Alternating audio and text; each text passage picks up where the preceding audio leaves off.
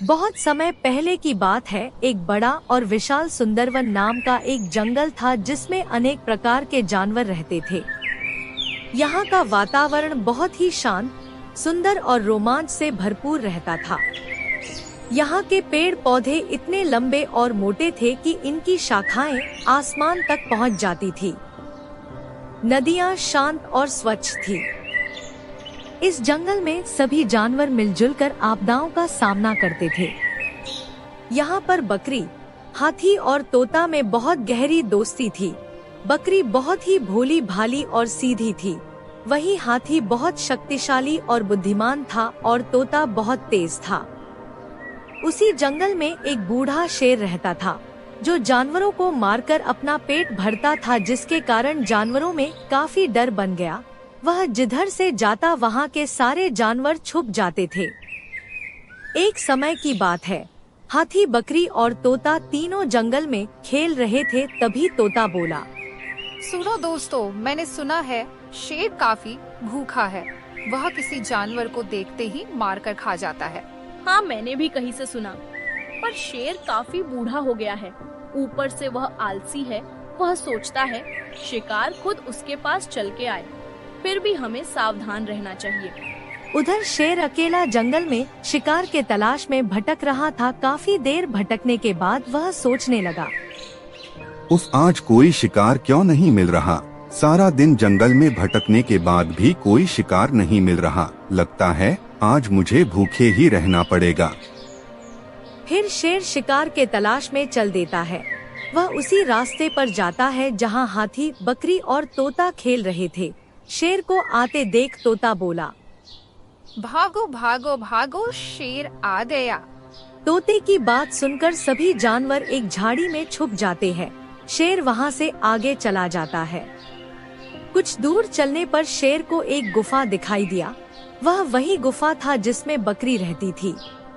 लगता है यह गुफा किसी जानवर का है। मैं अंदर जाकर बैठ जाता हूँ। अगर कोई जानवर आएगा तो मैं उसे मारकर अपनी भूख मिटा लूंगा। वैसे भी शाम होने वाली है, कोई जानवर तो आएगा ही। शेर गुफा के अंदर जाके बैठकर शिकार का इंतजार करने लगा। उधर शाम होने वाली थी। सभी जानवर को अपने अपने घर जाना था। देखो मित्रों, शाम होने वाली है। हम सभी को अब अपने अपने घर को जाना चाहिए। कल हम फिर यहाँ पर खेलने आएंगे। इतना सुनकर सभी जानवर अपने अपने घर के तरफ चल देते हैं। हाथी अकेला अपने घर के तरफ जाने लगा। उधर बकरी और तोता अपने गुफा के तरफ चल देते हैं।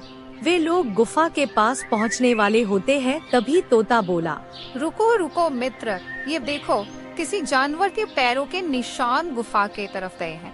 लगता है कोई जानवर गुफा के अंदर है।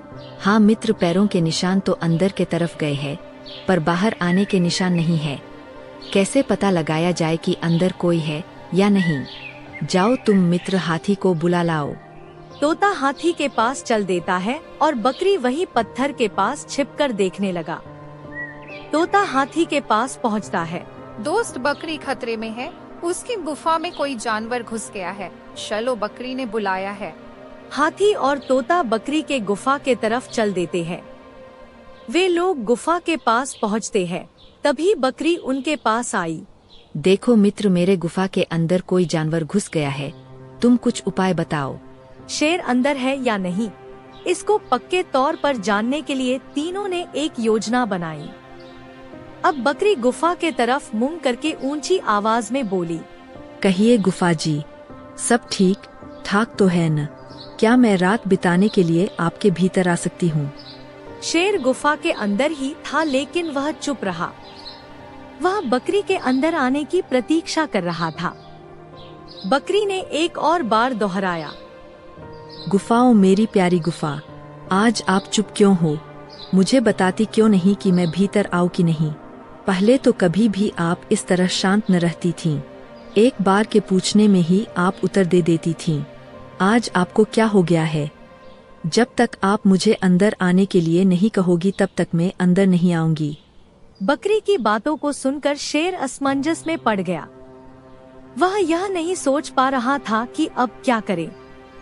वह चुपचाप अंदर ही बैठा रहा। बकरी ने दोबारा गुफा से दूसरे तरीके से बात करने की सोची। इस बार उसने कहा, मेरी प्यारी गुफा, आपके चुप रहने का रहस्य मैं जान रही हूँ। आज भीतर अवश्य ही कोई खूंखार जानवर बैठा है, जिसके कारण आप मुझसे बात नहीं कर रही हो। अच्छा, तो मैं चलती हूँ। शेर को लगा कि शिकार हाथ से निकल रहा है। उसने सोचा कि जरूर यह गुफा बकरी से बात करती होगी। मेरे डर के मारे गुफा आज बकरी से बात नहीं कर रही है। चलो गुफा की तरफ से मैं ही बोलता हूँ। यह सोचकर शेर आवाज बदलकर बोला, अरे जरा रुको यार बकरी, मैं गहरी नींद में सो रही थी, इसलिए आपसे बात न कर सकी। अंदर सब ठीक है, आप बिना भय और संदेह के अंदर चली आओ। तीनों की चाल सफल हुई। वे पहचान गए कि गुफा के अंदर से आने वाली आवाज शेर की ही है। उसे पूरा विश्वास हो गया, शेर अभी तक गुफा के भीतर ही बैठा है। जैसे एक शेर कभी घास नहीं खाता, उसी तरह गुफा कभी बोल नहीं सकती। हुजूर, आप आराम से रात भर मेरी गुफा में रहें। शुभ रात्रि। यह कहकर तीनों अपने प्राण बचाने के लिए सिर पर पांव रखकर वहां से भाग निकले।